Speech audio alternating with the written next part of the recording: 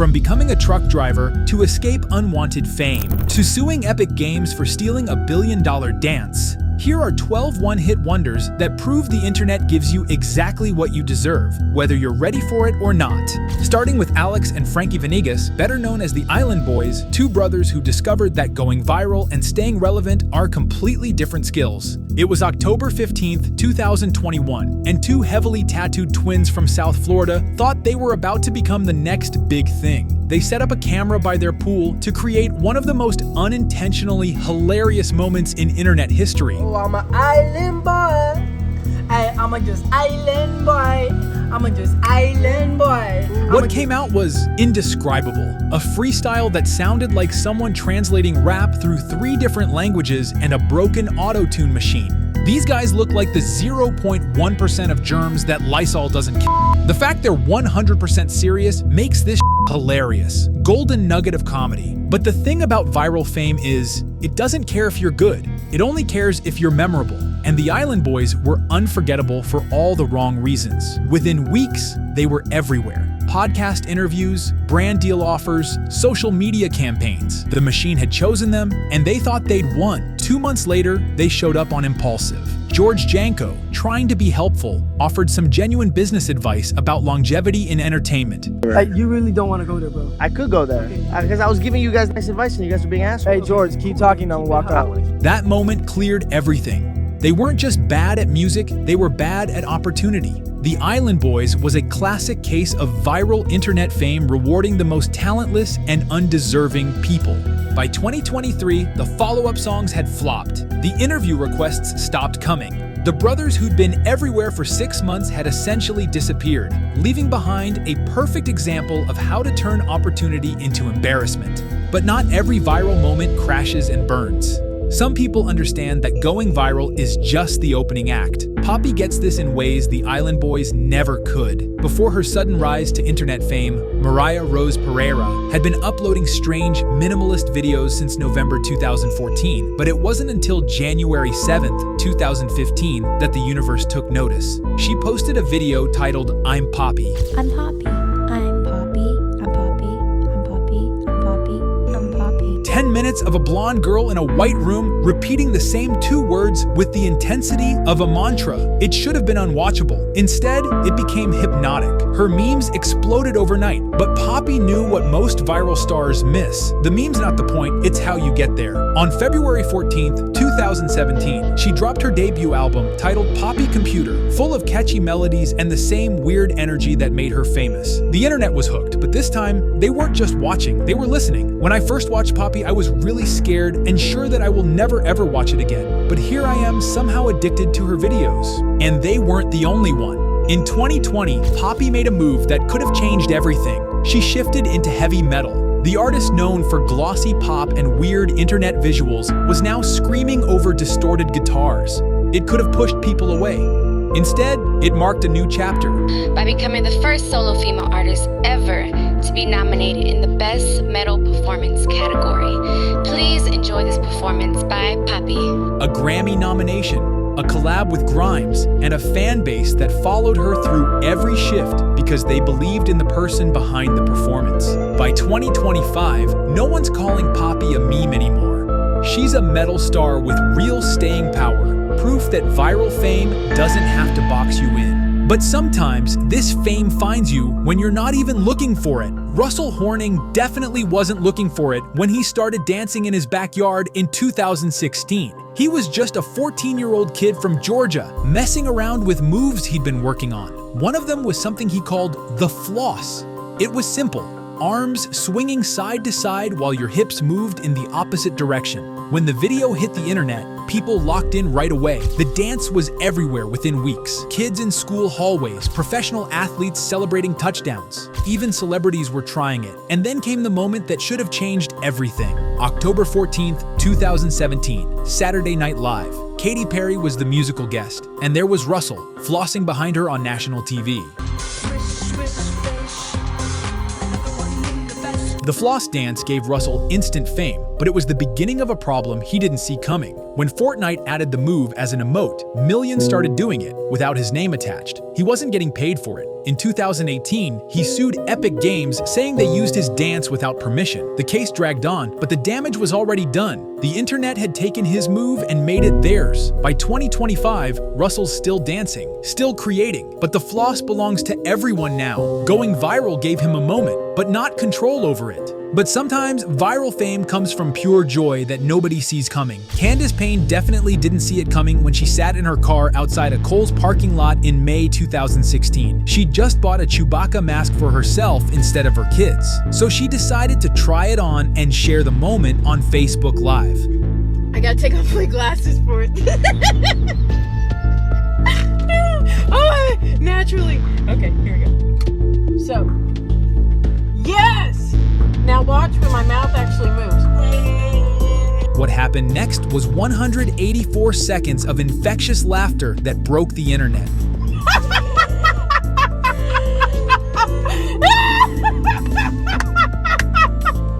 The joy was so contagious that people couldn't help but smile watching it. Within hours, the video was everywhere. She is genuinely happy, and that's what makes it hilarious. 4 days later, it had become the most watched Facebook Live video ever, with over 164 million views. Candace Payne didn't plan to go viral, but suddenly, she was on every late-night couch, morning show, and even getting surprise gifts from toy companies. She kept the energy going, shared more videos, signed a book deal, showed up in interviews, but that spontaneous joy, you can't recreate it. That moment in the parking lot, that was lightning in a bottle. By 2018, the media attention had slowed. The new clips just didn't land the way one did. By 2025, she's back to regular life, but with a story that proves sometimes the best viral content comes from just being genuinely, unapologetically happy. But Salt Bae's story went in the opposite direction. Back in 2017, Nusret Gökçe was just a chef running a few steakhouses in Turkey. Then someone caught him on camera doing something surprisingly simple, sprinkling salt on a steak. It was smooth and weirdly addictive to watch. People online just started calling him Salt Bae. Everyone wanted to see him in person. Leonardo DiCaprio, David Beckham, and a growing list of celebrities showed up, posed for photos, and shared their visits. For a while, it worked. But internet fame doesn't hold still. The first cracks appeared with a controversial tribute post to Fidel Castro. It sparked backlash and shut down plans for a Miami location. Then came reports of workplace issues, customer complaints, prices that seemed more about the show than the food. But the real damage happened at the 2022 World Cup. Argentina had just won. Lionel Messi was celebrating the biggest moment of his career. And somehow, Salt Bae ended up on the field, interrupting the moment, trying to pose for photos, even grabbing Messi's arm for attention.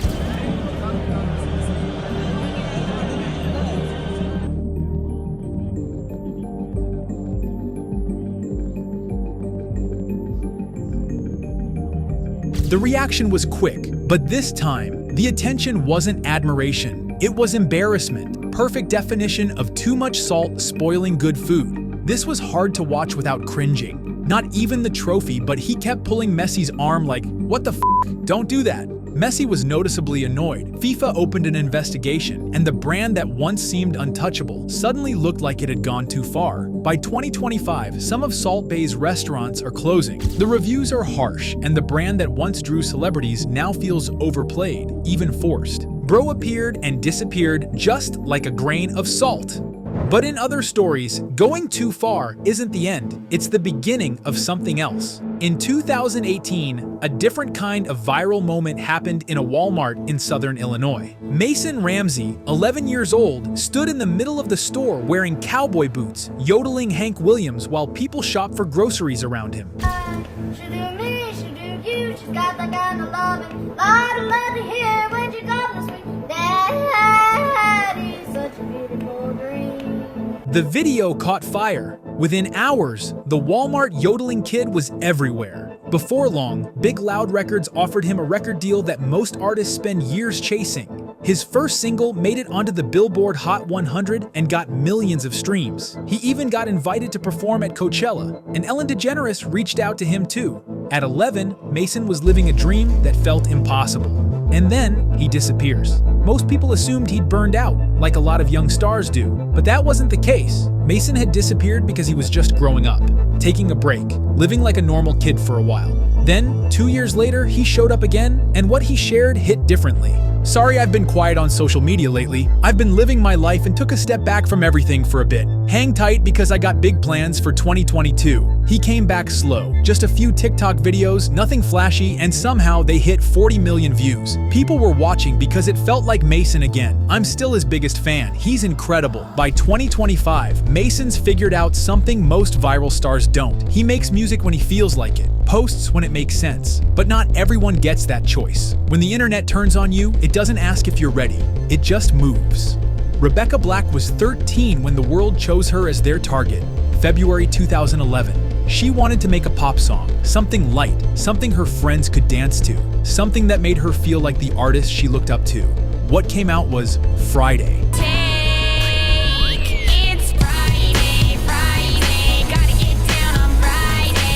The song was simple. The video looked like something a kid might make with her friends. Rebecca became known, but not in the way she'd hoped. Within days, millions of people were watching because they'd found something to destroy together. She was 13, reading thousands of comments from strangers. Some were teasing, others were full of hate. You're so fat and you'll never be pretty.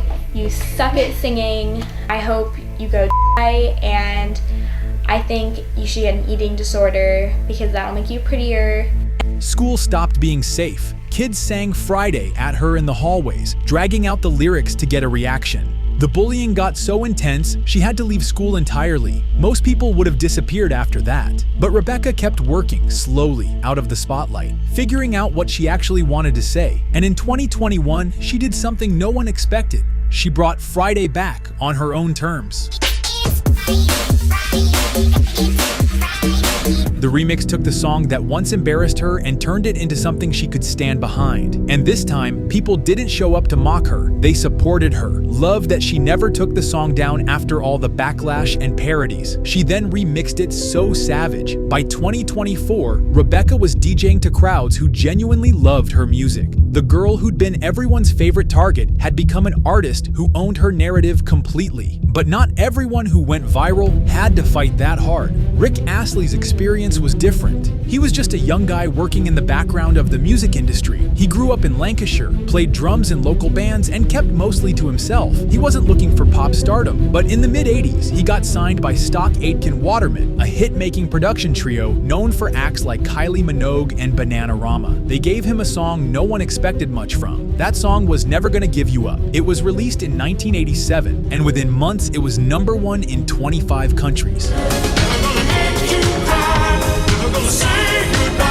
Eventually, like all songs do, it faded into background pop culture, showing up on oldies stations and wedding playlists. But almost 2 decades later, it found a strange second life. Around 2007, people on the internet started using the video as a prank, tricking others into clicking links that led to Rick's performance instead of what they were expecting. We also run out. It could have been annoying, but it wasn't. It stuck, and people never really got tired of it. Most artists might have ignored it or tried to shut it down. Rick didn't. He just went with it. By 2020, Never Gonna Give You Up had passed 1 billion views. The same song that made him famous in the 80s was making him famous again across 3 different decades. By 2025, Rick Astley is still recording and people are still getting Rick-rolled. I got Rick-rolled even in 2025 after seeing a fake post on Instagram. Rick Astley is still making music. He turned a prank into permanence by remembering that trends die, but good songs live forever. But not everyone gets that kind of second chapter. For most viral stars, the moment comes and goes. Pico Taro was one of them. In August 2016, Kazuhito Kosaka posted a 45-second video. It was odd, catchy, and nonsense. That's probably why it went viral. Apple pen, pineapple pen. No one expected much from the video, but PPAP racked up 5 million views in the first month, made it onto the Billboard charts, and turned Kosaka into a global name. He just looks so happy. This isn't even acting, he's just enjoying himself. This man is the greatest lyricist of all time. But after that, things got harder. He kept releasing music, Sake Tobacco, Mathematics, hoping to catch that same weird spark. But whatever made PPAP take off wasn't coming back. It was one of those internet moments that clicks because it hits the right nerve at the right time. By 2025, Kosaka is still creating, still chasing another moment that sticks. Most people don't even know he made follow-ups. But the original, still being shared, closing in on 500 million. Listening to this again in 2025 still cracks me up. Some things don't need a follow-up. They're complete just as they are. Epic Sax Guy knows this better than anyone. In 2010, Sergei Stepanov stepped onto the Eurovision stage with Sunstroke Project, representing Moldova in Europe's loudest, weirdest music competition. His sax solo lasted 18 seconds. But somehow, that was enough to stick. There was nothing planned about it. Just a guy in sunglasses, locked into the rhythm, playing like he meant it. Everyone fell in love immediately. The sax man brings the energy like no other. Living his passion out on stage is very inspiring. They may not have won Eurovision, but they won the internet and our hearts. When Eurovision brought him back in 2017, Sergei didn't try to top the moment or reinvent it. He just played the same sax with the same energy, like nothing had changed, and it worked. Moldova landed the 3rd position, which it had never achieved before. For Sergei, the internet was a surprise that stuck. For Alex Lee, it was something else entirely. Back in November 2014, 16-year-old Alex was just doing his job at Target, stocking shelves like any other day. Nothing unusual until someone takes a photo of him without asking and posts it online. A few hours later, number Alex from Target is trending worldwide. Not for something he did, but for simply existing and looking mildly attractive while doing his job. In just a few days, his Twitter followers went from 144 to 550,000. Fans showed up at the store. Strangers started sending him marriage proposals, and even Ellen invited him on her show. But while most people in his position might have enjoyed the attention, Alex hated it. I feel so pressured, like they're waiting. I mean, are you overwhelmed by this? Yeah. The fame felt invasive. His school life turned into a nightmare. Every platform was the same. People commenting on his looks, ignoring his actual life. After 2 years of trying to manage a spotlight he never asked for, Alex made a decision most people wouldn't expect.